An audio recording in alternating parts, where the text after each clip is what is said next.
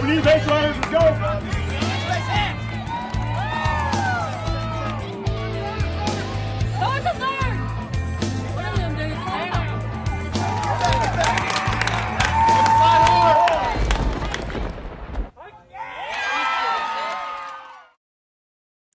Welcome to the podcast, episode 3, the Travel Ball Experience, and David and Charlie back here with you again. And today we are excited because we have a guest. And Charlie, we're going to talk nutrition. Great. Perfect. And nutrition is sometimes also referred to as hot dogs in between games and a lot of other things. So how do we best get our ball players the right food and hydrations and things like that? So I'm not the person to talk about that. I'm the person to talk about Little Debbie's, oatmeal cream pies. But in knowing this is an important topic, we have our guest today, Jennifer Neill. We're very glad that you're here today with us. And just for the listeners, just go ahead and tell us a little bit about your background and how you became into this industry. So my background is kind of crazy, but I really feel like it has paid off in a big way. First off, I graduated from college with a communications degree and instantly decided that's not where I want to be. So, and I went through kind of a hippie phase and got a degree in naturopathic medicine, and which was very insightful. If you're familiar with Northwest Arkansas, you would be familiar with Ozark Natural Foods. But if you're not from this area, I was hired to design a health food store the size of Whole Foods and do their product research and education. I did a radio show for them and wrote for the paper and really researched all of the products coming in. I was able to learn a lot in that job. And then Health South Rehab Hospital hired me, and I helped create an integrative medical program with them. And then along that way, I brought Pilates to Northwest Arkansas and have a big exercise background as well. Through my job at Health South Rehab Hospital, I was then hired to be a corporate wellness. And I started working with over-the-road truck drivers to help them stay on the road by helping them get healthier, which was very insightful. I went from working in the natural food industry to working with making fast food and convenience store foods a little healthier. And now I am at a retirement community, and they pay for me to study the aging process and look at what it takes to slow that process down and build health. And I've learned so many things at my current job that I wish I would have known when I was younger. Wow. And so much insight on how important diet is and how simple it can be. Simple concepts, we want to make it more confusing. Simple concepts, sometimes a little challenging to pull off.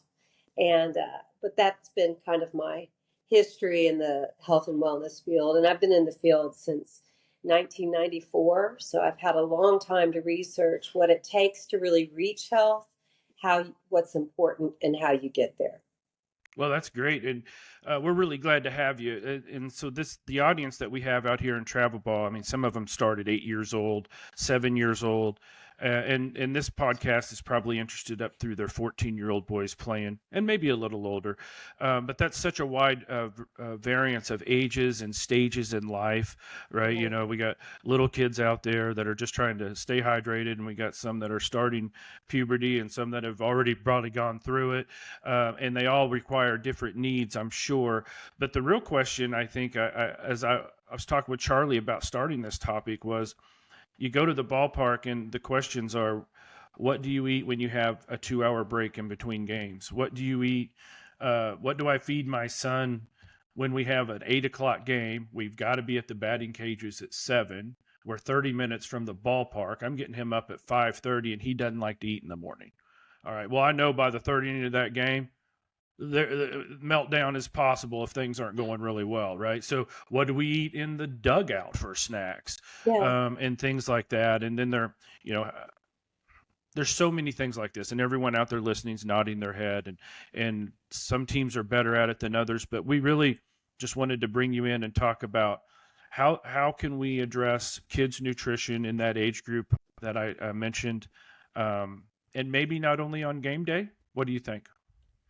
I would think focus not on game day, actually, which probably sounds a little bit odd, but you have a child that's maybe through sports interested in doing and performing their best. So that kind of gives you a little in for motivating them to maybe work on health because that's you're trying to build that long-term health. The way I would look at it is you want to build the foundation when you're at home and you have more choice and you have more options so that you've got those reserves uh, come game day and when you're traveling. Uh, Plus, also when you're with your friends and you're a little bit tired or exhausted from a game, your cravings are a little bit different. So you're also having to deal with what they want to eat. So, from my vantage point, I think really having good habits at home, building wellness on the day in, day out meals, and then doing the things that kind of work for you as a group and as a family during game day. So it sounds like as long as you have a good foundation of healthy diet, that you could cheat a little bit on game days and get that burst of energy from a oatmeal cream pie or Yes. something like that. Yes, and I feel like the battle would be less difficult.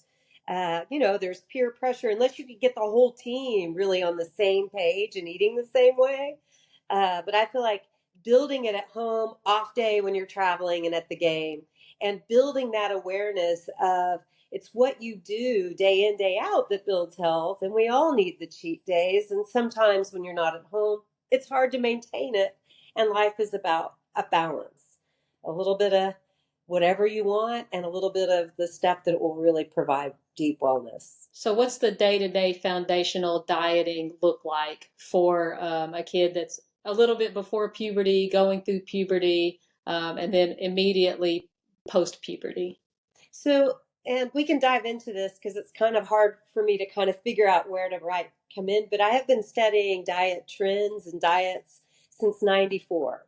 At that point it was the low fat craze and then it's now the low carb phase. We have been all over the board. And but I think that the basics are very simple. And if you can have just a good broad range to really look at, like a window, that's your easiest way to go about it. So I have started relying on what's worked for the longest, healthiest generations to provide health. And that would be the Mediterranean diet. There's a lot that's written. I think it really builds longevity. When I look at the longevity research, that's what I'm pulling my seniors into. And that's what I think is the healthiest diet. But when you say Mediterranean, you probably think olive oil and different things. I'm thinking my son just goes, "That's gross," Right. and he doesn't even know what it means Right. And because most it of doesn't us say might know. macaroni and cheese. So let me give you the lens to look at it. And this is the simplest way I think of setting up healthy eating. And I stole it from Michael Pollan, who is a food journalist. But he's one of my favorites. He really does stick with traditional wisdom that's been the same. And if you look through his lens, you will always be making the best decision. And that is pick foods that your great great grandmother would recognize. If it has a lot of chemicals and a lot of fillers, it's not going to work the same in our body and it's not going to be building wellness. So you're at the grocery store, get used to turning around the label and saying, am I familiar with every ingredient that's in this box or package? I will add that while traveling, that can be very, very hard. So this is building a wellness when you're at home. What you stock in your refrigerator, what you pack in your child's lunch, making it very simple basics. What I think of when I hear the Mediterranean diet is somewhat low calorie. And I feel like kids, especially athletes, need to eat a lot of calories. It is not low calorie. It's minimally processed. Okay. And right now, we're getting a lot of research on the cancer rates going up and metabolic problems with kids. They're getting type 2 diabetes faster. And that's a lot of the research is coming from ultra processed foods. Mm-hmm. And Mediterranean diet essentially steers you away from ultra processed foods. Okay. It's as simple as it's been around for generations. It's not chemically made. It's just real food. Um, and So give me an example for, my 12-year-old. What, he comes home and needs a snack, or after school, or we're just having dinner. What are some, what would be in their mind? I know it would be a change for them, but kid friendly type of things. Maybe some things that your son liked growing up. Because a lot of these families, including myself, when we got 2 working parents and multiple kids, and it's a challenge. So give me some a couple of examples of what might be something they like to eat, and is also within that parameter that you were talking about health wise. okay, so some of the examples would be sourdough bread and a sandwich. Some of the breads right now are heavily processed, but a sourdough bread has a fermentation process. Or cleaner bread. Look at the breads and pick one that has not that many ingredients. Um, and make a sandwich. It's more looking at what are the ingredients in the foods that you're purchasing, like yogurt, for example. Uh, Kids usually like the ones that are highly flavored and have a lot of stuff in it. But adding your own stuff, fresh, real honey and fruit, instead of the one that says blueberry that hardly has any in it. So Hey, it's let me ask you a question about sure. that, because this is something that I've been diving into myself. The Greek yogurt Yeah. with Vermont maple syrup Uh-huh. as a little bit of a sweetener to it, because Greek yogurt by itself, that's just nasty. Oh, yeah. I'm Uh, not saying don't and you sweeten can't it. make anybody like that, but I know it's healthy. So my wife's like, you need to. So I actually found a little place in Vermont, a mom and pop shop, and they send it to me direct, and you can get it at any grocery store now too. But I put a little syrup in there, and if I don't go overboard on that, is that the kind of thing you're talking about? A Yes. better choice? Yes. Because think Okay. about it. Your great grandmother would recognize the yogurt. Doesn't always have to be Greek. I like Greek because it's got a higher protein content. Mm-hmm. Hmm. Your great grandmother would also recognize the maple syrup. And so compare that to one of the brands that's like blueberry and you turn it all over and it's chemically made blueberry. I mean, even adding your own blueberries to it with maple syrup um, can still have a sweet, nice taste, but doesn't have the ultra processed foods. Okay, And I'm tracking with you a little better now. That makes a yeah. little more sense. It's just there's an extra step in there that you might need to mix your stuff together versus Right. buying it mixed at the store. Is that what I'm hearing? Yes, Mhm. exactly. Yeah. Or taking the time while you're at the store to really look at what's in the food that you're buying, because usually there's some healthier and less healthier options, but a lot of us don't look at the the uh, the ingredients. But the thing about that is, once you know which foods to get, you're going to always buy the same. So it's a one time, oh, this is the yogurt that has less stuff, more, simply made. I'll pick this every time. And then you've got that part checked off. And so once you start to just realize these are the products that really match what I'm looking for, you don't have to reinvent that wheel. You've got it done. That sounds great. Hey, how about we switch over and talk about hydration for a minute, because that's another really key factor to youth athletes, is not only eating well and being healthy, but staying hydrated. And I assume that that's also a matter of consistency. Yes. And that one's, I think, where we get very challenged. I have a 16-year-old son, and he drives me crazy with the beverages he wants to drink. Hmm. And I can't say, oh, there is this easy solution, because the drinks are really heavily marketed to the kids. And it's a lot of sugar and highly processed drinks, such as the Gatorades and things, and they're really not providing any health. Even a lot of the regulating industry is saying kids shouldn't really be needing Gatorades unless they've been in active activity for an hour or longer and they've been really exerting that whole time. And but then they're marketed of get out there and move a little, you need. And so we've got a little bit of a challenge on how we're marketed to and what the kids really like. That sugar is going to hit their brain. There's a pediatric doctor that I really believe in. He has a lot of research out there. His name is Dr. Lustig, about sugar and kids and about how that affects the brain the same as cocaine. That sugar is very addictive and really wires up the brain. And he's like pushing, if you can do one thing, get the sugars to release, to be lower with kids.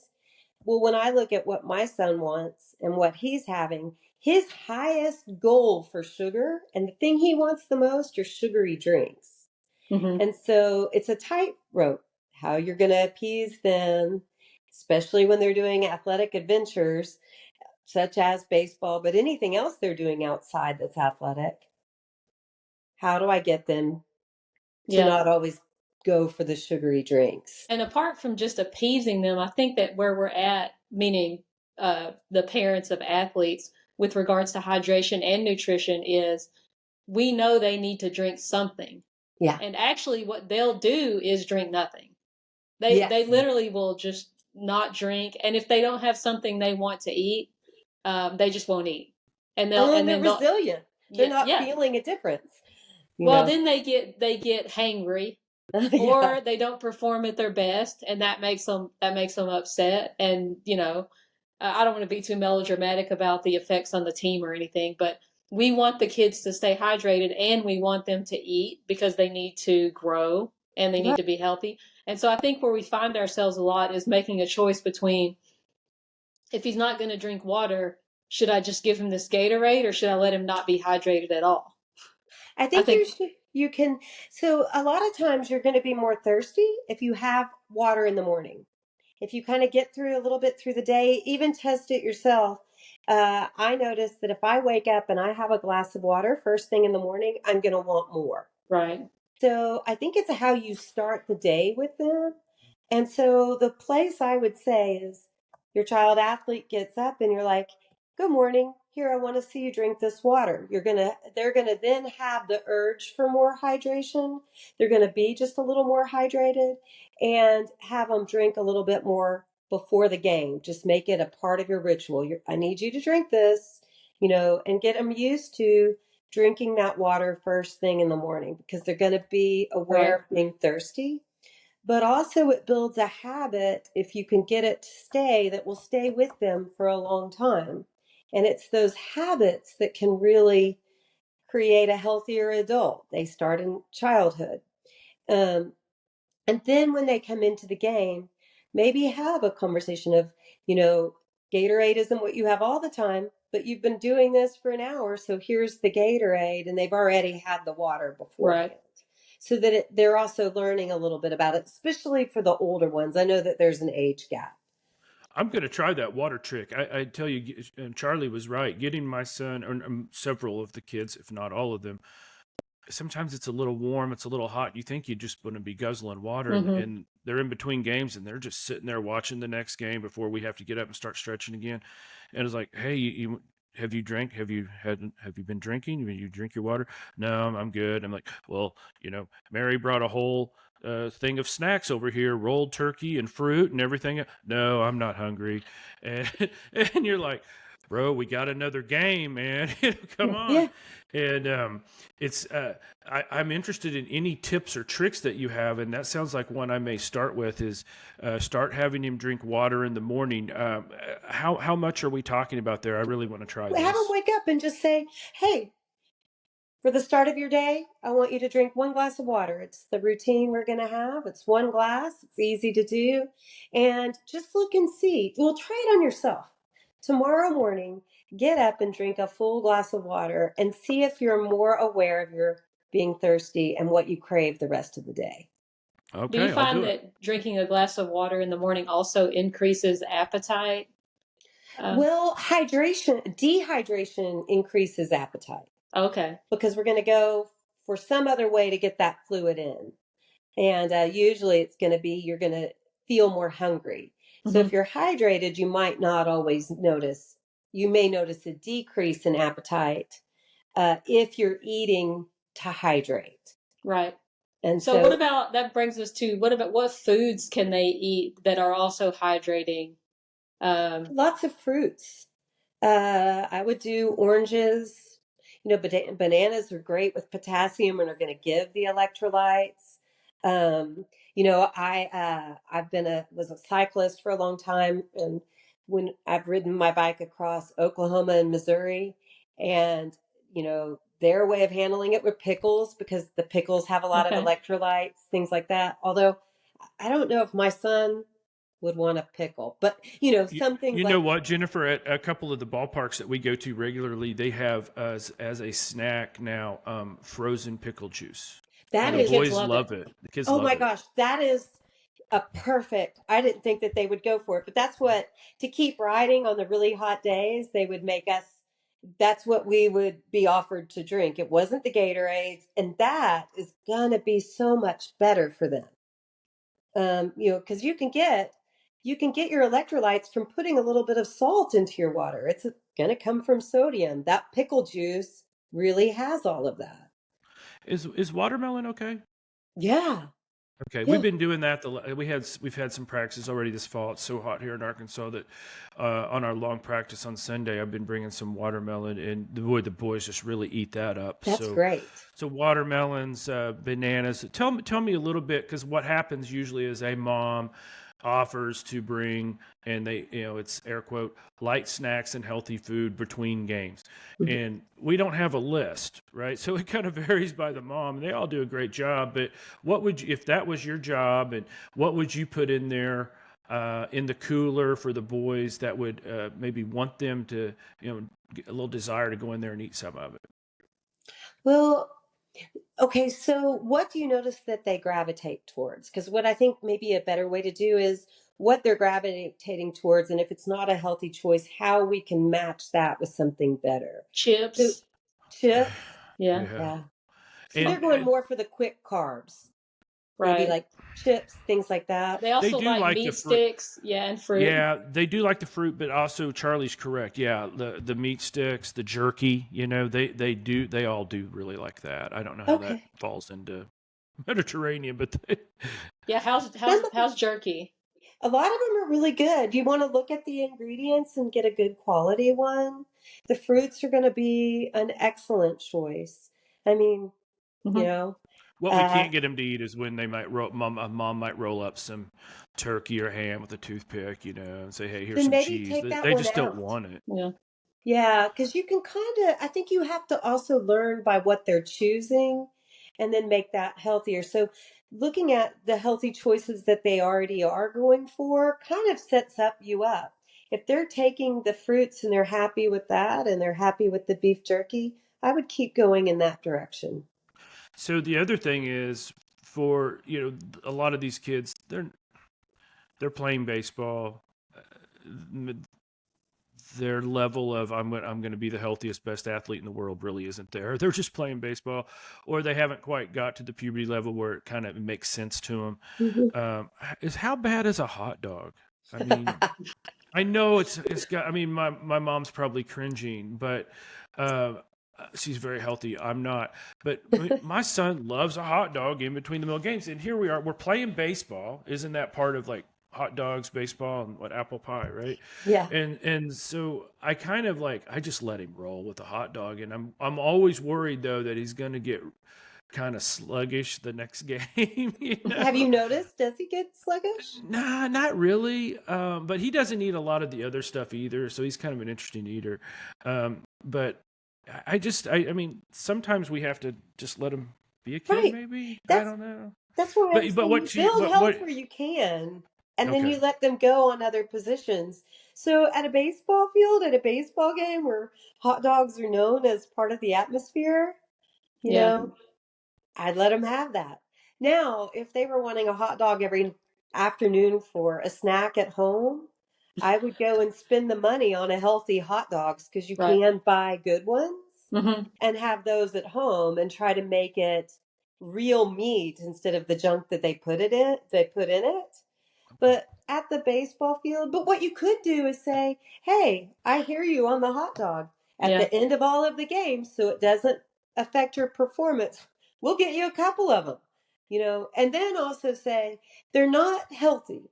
These are what you want to enjoy for now. And then later we still have to work on boosting and building health." So that they start to realize I can have everything I want, but I also can never let go of I have to have some healthy stuff going in. I think it's also just what's said to them. I have a 16-year-old. Does he eat perfectly? No. Do I know a lot about nutrition? Yes. Am I trying to cultivate that information while also letting him off the hook? Yes. Like you can't just eat processed foods, they don't really count, but you can have them. Yeah. Does So that make sense?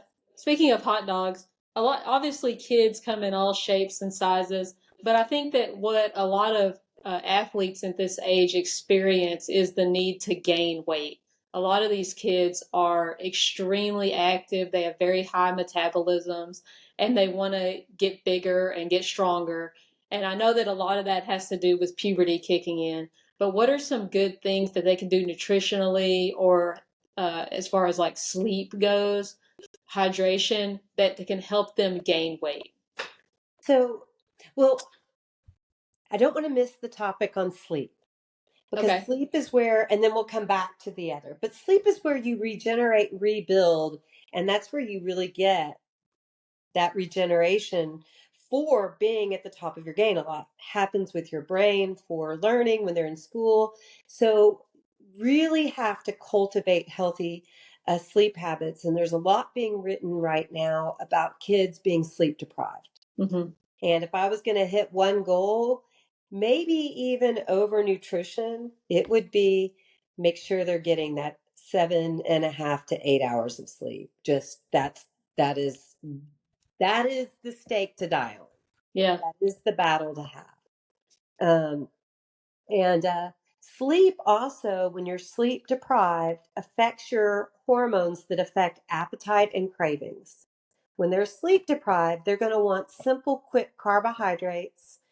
It's built into us. They need quick energy sources, and that's not going to build a sustaining reserve for good energy and good athleticism. So if I was a parent, I'm like I'm going to pick one thing to fight for my child on. It's going to be sleep. That early bedtime. Early bedtime.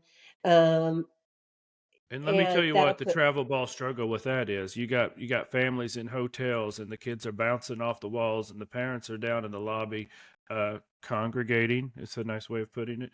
And having adult time and the kids are running crazy. And then maybe they got a 9 o'clock game the next morning. And well, that's a challenge for a yeah. lot of them. Well, And also it's part of the culture. mhm. But Monday through Friday, because every time you sleep and you get that time, so maybe as a team, it's like sleep is important. It's an important part of our thing. On travel days, it's just like uh, Eating a paying hot dog. attention to food. Not so strict because those other 5, 6 nights, they have really helped you regenerate. One night's not going to be huge. 7 nights in a row will. And what are some keys for getting good sleep apart Oh, from going to bed early? And yeah, turning off Fortnite not 2 minutes before you're supposed to go to bed. Right. right, because the blue lights, the lights do change circadian rhythm.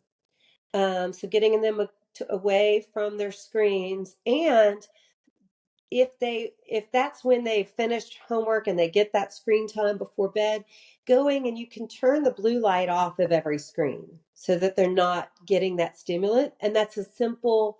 You do one thing and it's set. Uh, then having the right sleep environment. There's a lot of research that we are not setting up our environments or our life to keep on a good sleep schedule. The room has got to be very, very dark. They have found that we have sensors all through the body, and if there's light on, we don't get as deep a sleep. and we don't fall asleep as fast.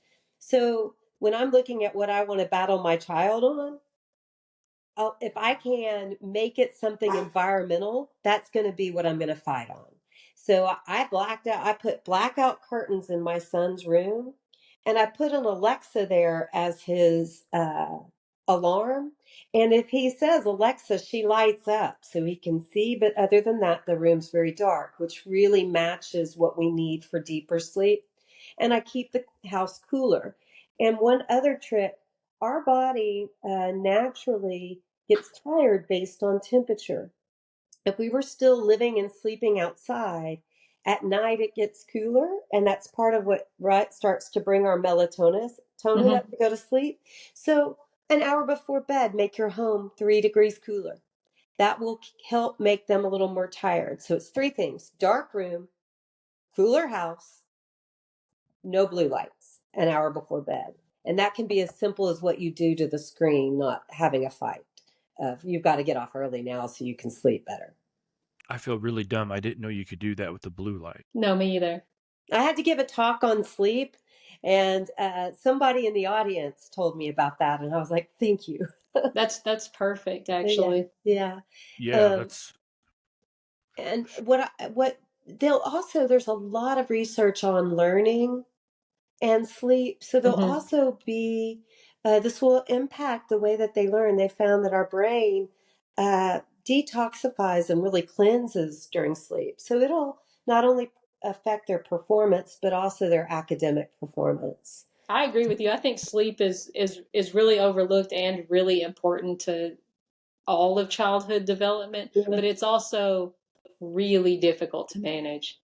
Especially kids who are not only in school but do multiple activities and have homework and have to practice their band instrument and have to go to baseball practice and want to hang out with their friends and play video games and do whatever else they want to do during the day. So that is probably the hardest thing to do, but the most important. Yeah, well, then just see how you can make the environment really match that goal. So that when they do sleep, they're going into that deeper sleep because the room is dark. And when they do lay down to go to sleep, they're going to sleep faster because the room is cooler. Those things can play a difference because it's also about how long it takes you to actually fall asleep and how deep you sleep once you're there. Cool. Jennifer, are we doing a completely quiet room, or you hear of those that say, I need some background noise to go to sleep? And that can sometimes it's an excuse to listen to music. It's an excuse to have a TV on, but they're not watching it, or something along those lines. I would not allow TV while they're sleeping because of the blue light problem. In your TV, you cannot adjust the blue light on it. But so I would not allow TV while sleeping. But if you have Alexa in their room, you could have Alexa read a book on tape till they fall asleep. I know some people have done that.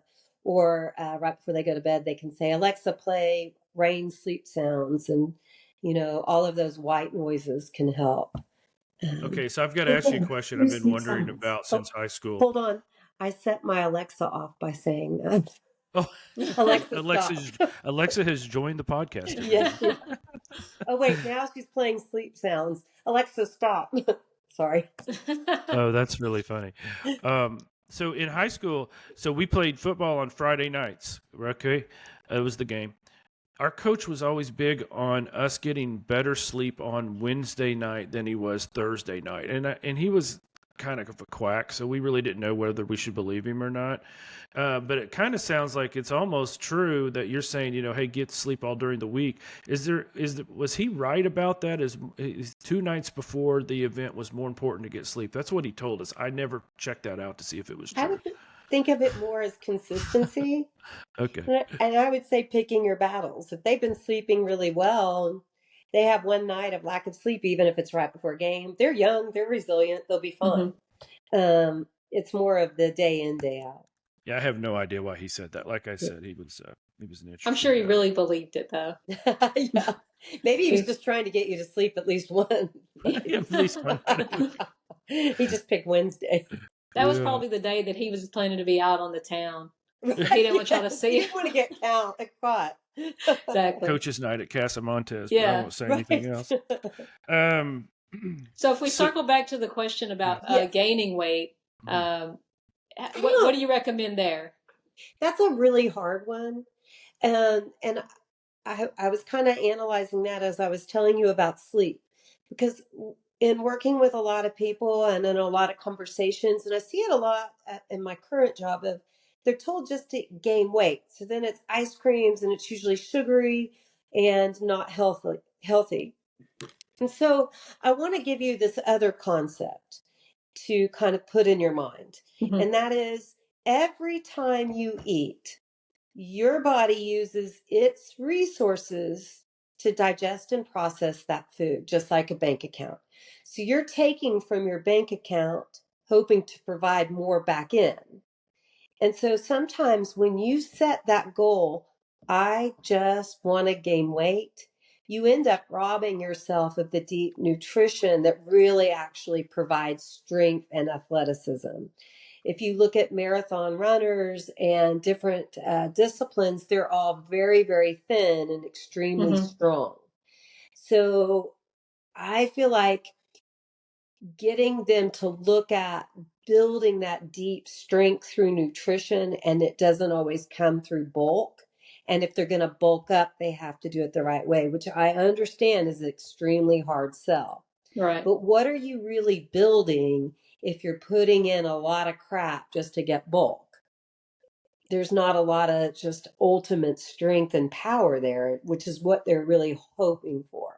Does that make sense? Right. Well, I think what they're hoping for is to be not necessarily to be bigger when they're 12. They want to be bigger when they're 16. That comes from good muscle mass. That comes from deep nutrition. It comes from an overall wellness. So that really learning how to get real protein from real food, all of those things in really do build that.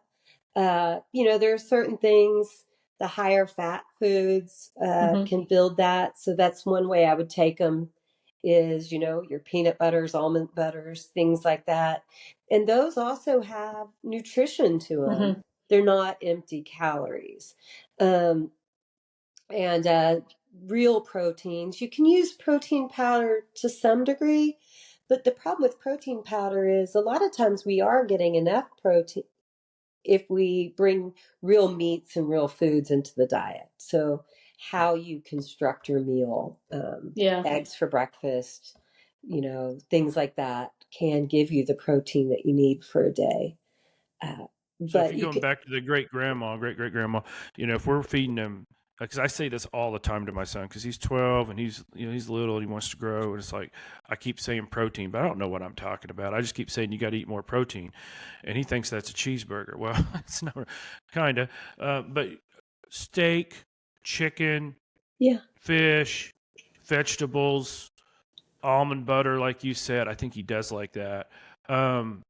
Those are the things we just need to keep putting in him right now. And my question on that is, as he's now jumping into the first stages of puberty, is it extra important to have a certain quantity of that right now as he's growing, or does that matter? Not any more than when he was growing. He's always been, for his whole life now, he's been growing the cells of his body. That foundation of his adult body has been being in development.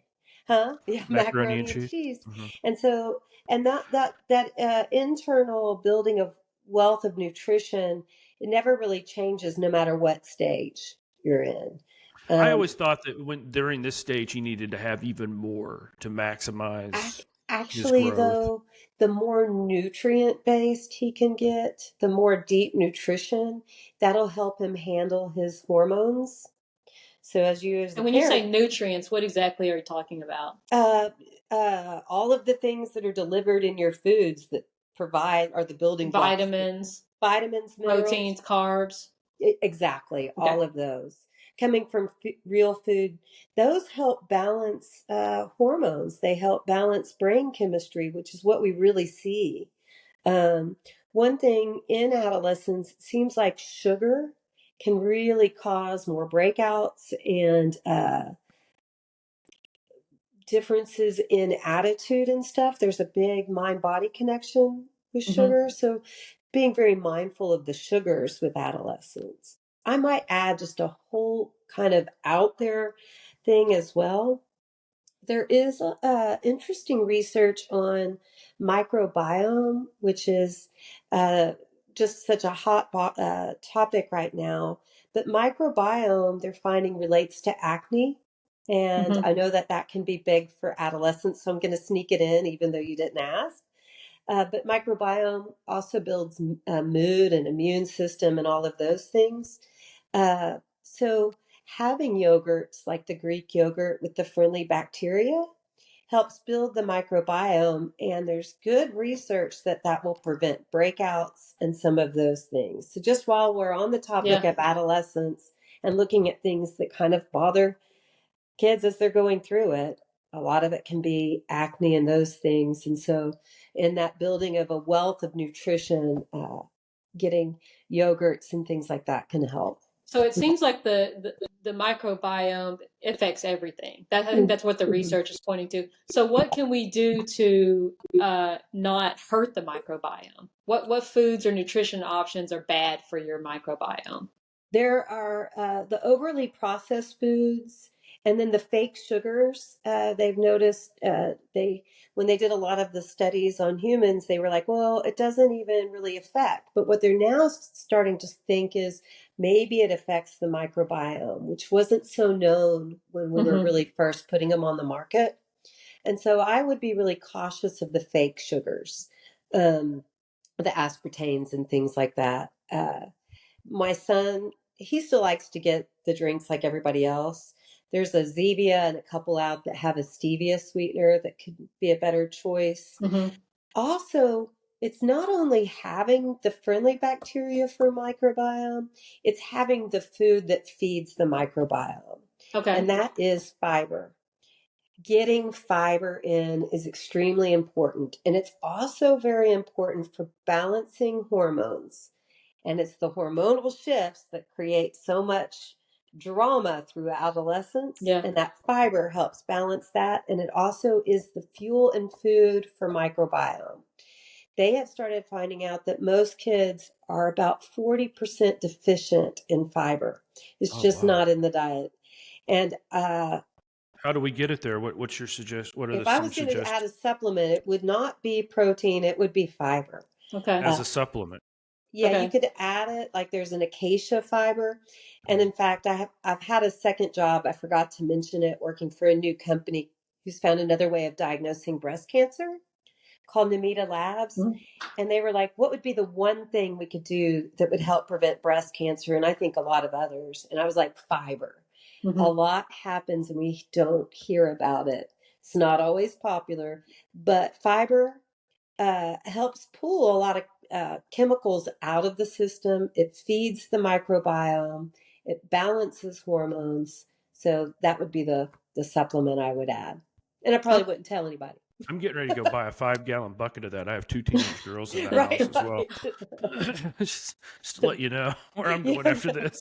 you might not tell them because they're going to be like, Yeah, oh, Dad. yeah, They'll know.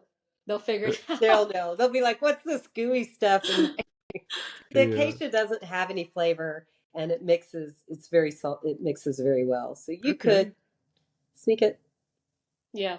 Well, I noticed a difference when I mean I think everyone notices a difference in their health and their happiness when they're got a lot of fiber in their diet and when they don't. It's huge. It's core. Yeah, it is very core. And a lot of the processed breads and things, it no longer has the fiber. If you Yeah. look, we need roughly 37 milligrams, and it's really hard on the American diet to get that in. An adult needs 37 milligrams or a kid. Roughly, I would say once they've kind of 12 and above, probably 37 milligrams all the way through. Okay. The more, the better. Uh, You can't OD on it? I've not heard of it yet. Okay. I mean, Okay. maybe there's the one off, but Yeah, Yeah. right. Cool. Right. yeah. Let me ask you this: so as far as, and I appreciate all this, and we'll kind of wrap this up here in a little bit, and I'll make sure that I'm going to recap it to make sure I understand it. And I've taken some notes. I think I did, and I appreciate you being here. Game day, we've got him there. We know it's not always going to be perfect, and little Timmy just isn't he didn't drink his water, and he didn't eat his peanut butter sandwich his mom bought, and it's the third inning of a game and it's close and a kid's out. We've only got 9 players, and you can just tell that he needs something. What can you put in that dugout to get him back on track, get him a little energy without just stuffing a Snickers and a Gatorade down him? You I mean, may have what to stuff the, you may at have to that do it now. point, I can even go there myself when I didn't eat right. I pushed myself athletically. There's not many things you're going to talk me into. I mean, Yeah. have you been there? Yeah, You have yeah. to get real at that point, and you've got to just be like, okay, I've got to have a quick fix mentality. I've How got do to you get feel in. about the like the gels that cyclists use, or the honey stingers, or things like that, versus a Snickers bar? They may be kind of close in line. Okay, a lot of Um, sugar. you know, but you got to also be real. You Hmm. know, he's he's at the end of his energy level. Hmm. He's It also happens. young and resilient. So if you give Mhm. him that Snickers bar, then you're like, next time we are not getting to this level. You know, or maybe you give him, I don't know how you do that, but that Snickers bar is not going to be the worst. But you're also going to tell him, this is a cheat that we don't like to do. Don't push us to this again. Yeah. Maybe give him the gel because he might not like it as much as the Snickers. Well, it's a legitimate issue, and you got a lot of I mean, hundreds and hundreds of kids at these tournaments, and not all parents are going to bat 1,000 on getting them the right things that day. It's like herding cats out there, and then next thing you know, they got $5 in their pocket. They end up in the concession stand, and here they come with the sour straws, and they're all, I can't wait to hear what your opinion on sour straws are. I think you already know. I think I already know. It's kind of like the oatmeal cream pie I mentioned earlier. You kind of rolled your eyes at me, and I'm like, but let's not go too hard on the oatmeal cream pie. I mean, to me, It's that got is a oatmeal in it. phenomenal. It's got oatmeal. It should be on the It's Mount healthy. Rushmore of snack foods. I mean, it is phenomenal. It's probably got a little bit of fiber, Uh, right, from the I know, I'm oatmeal. going to maybe you do could some research and mix it with fiber. I don't know. No, yeah. Well, it goes back to Robert Lustig's big thing about our biggest problem is sugar. And Right. I hope I can say this without sounding too bad, but wouldn't that stick be just kind of like mainlining Oh sugar? yeah, that's the oh, only it's ingredient. horrible. The only Oh, Yeah, it's so ingredient is that would be sugar. like giving him a thing of cocaine. it's today's version If of we're the trying to pixie win the sticks, Jennifer. championship, come If you're on. trying, Yeah. If it's a championship game, you're Man, we gonna got a lot of definitely want time to and fix money. it on the back end. We want those rings so we can put pictures on Facebook. Man, get off exactly. the. Here's a pixie stick, right? Yeah, Right. I mean, and I a think Red you have to Bull. choose your battles and then fix it on the back end because we've all been there. Yeah, And, to some degree, the community and the fellowship of game day is going to supersede being that diligent person of, oh, Jimmy's got to eat nutritiously. You want him to be a part of the community and a part of the Mhm. thing. That's why I think building that wealth of nutrition happens on every other day other than game day. So I wonder. You said that, and that just popped in my head. I wonder if it would be a good idea for our team, every team, to make a standard of nutrition expectations, at least on the tournament weekends, and then also hand stuff out as guidelines and let people parent as they wish. We're not trying to tell them what to do, but I wonder where the best place to get something like that is, Jennifer, because that sounds really good to me. These are some guidelines that, like, if I was creating a new team and I handed all the parents, this is the guidelines on how to feed your kid. I know it's busy. I know you're going to go through Chick-fil-A except on Sundays. I get all that. And you're going to want to go to Chick-fil-A on Sundays because that's how it works. But also, like, where does the family, as you said, community, what's the standard? What do they agree upon for game day? And then that peer pressure then becomes maybe a little bit healthier if yeah. everybody's doing it and you don't have the one kid over there with five sour straws, You're you, also you, dealing with what you're craving, though. Mhm. And so if you've worked as a team to getting healthier throughout the week, your cravings kind of change. And so if the team is suddenly eating healthy only on the game times, that child that's not doing it at home might struggle a little bit more, like, ah. So I think it's more of, hey, we're all a group of parents here with the same goals, and getting them together on the first of the game and saying, how can we help each other really create healthy kids? And, everybody will have ideas and insights and know the group, because you're usually probably within the same neighborhood, same things. But if you're Mhm. doing it as a collective and it's not just a game day thing, you're building something that will really last past sports. Mhm. And that's very important because you're cultivating lives for these kids. Yeah. And so I think it's getting the parents together and saying, let's do this. It'll make them a better team. They'll perform better. They will grow into healthier adults. So Jennifer and Charlie, when I was this morning, I was thinking about doing this today, and a coach doesn't say to a player, "Don't come to practice. Don't take pitching lessons. Don't work at home. But when you come to the tournament, I'm going to give you one little quick tip, and I want you to throw 70% strikes." You're Perfect. exactly right. And that's Yeah. what we're talking about today, right? It's So we exactly invest in the functional instructional side all the time. Lots of money, right? Lots of money. Mhm. Private lessons. Some academies are just monthly fees. It's lots of money out here. And boy, we're driving all over the place. We think we're doing, but we're not doing the same thing with their sleep, with their weekly nutrition. It just hit me I think today. you hit that's exactly how we talk to the parents about it, is that we are, to set them up for success, we have to invest in their nutrition and their sleep exactly the same way that we invest in their lessons and their practice and their equipment. Yeah. And if y'all come together as a little bit of a collective and do it as a group, everybody's got some type of insight that will help build it. One mom might be like, this has really worked here at my family, and that grows that toolbox for the whole group, because everybody probably comes with some things that have worked that can be community helpful. Well, that made a lot of sense to me when I hearing this today and thinking about that this morning. It's just it really hit Yeah. home. I think that we might have to have some conversations on our team, Charlie, because I love Yeah. the idea of it. I really do. Yeah. And we don't have to go crazy. We can take one step at a time. I think prioritizing everything you said, Jennifer, was like let's die on the hill of sleep first. Yeah, Would that be a fair statement? definitely. And then we'll start working through maybe One glass of Fiber, water in the morning. hydration. Yeah. hydration in the We'll morning. put a fiber supplement in the glass of water in the morning. Right. Hey, then We'll be we're set off up and for running. success.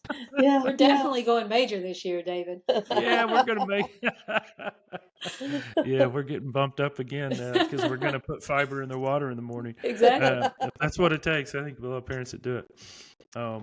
Jennifer, Charlie, do you have any other questions? I'm super thankful for No, you that showing was up, all Jennifer. great. Yeah. Good. Well, it was wonderful to meet you, Charlie, and to be a part. I really appreciate it.